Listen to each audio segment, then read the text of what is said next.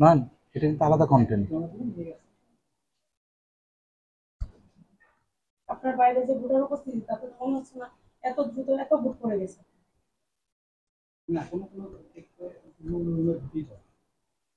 আমরা যখন আসি এখানে তখন 3টা লাইন ছিল, আমরা আসার পর পরে ওরা ভোট লাগিয়ে চলে গেছে।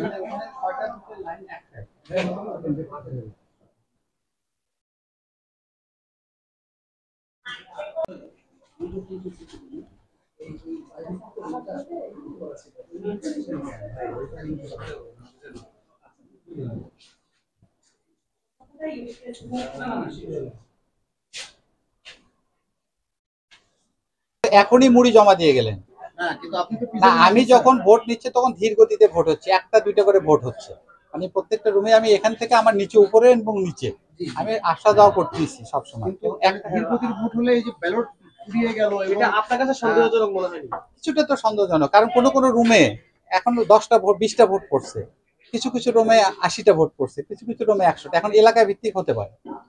কিন্তু ব্যালট তো ফুরিয়ে গেল, তাই না? ব্যালট ফুরিয়ে গেল এবং আমরা দেখছি যে ব্যালটের মুড়িগুলোতে উল্টো পাশে যেখানে টিপসই থাকার কথা সেটা তো নেই।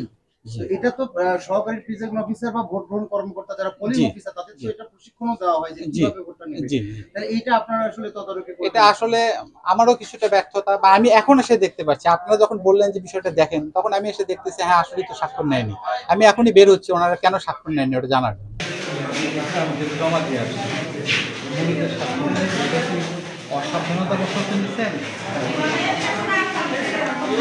ওনারা অনেক আমি চিনি না, ওনারা এই এরা আনসাররা কিন্তু এখানে ছিল না, পুলিশেরা সব মাঠের মধ্যে।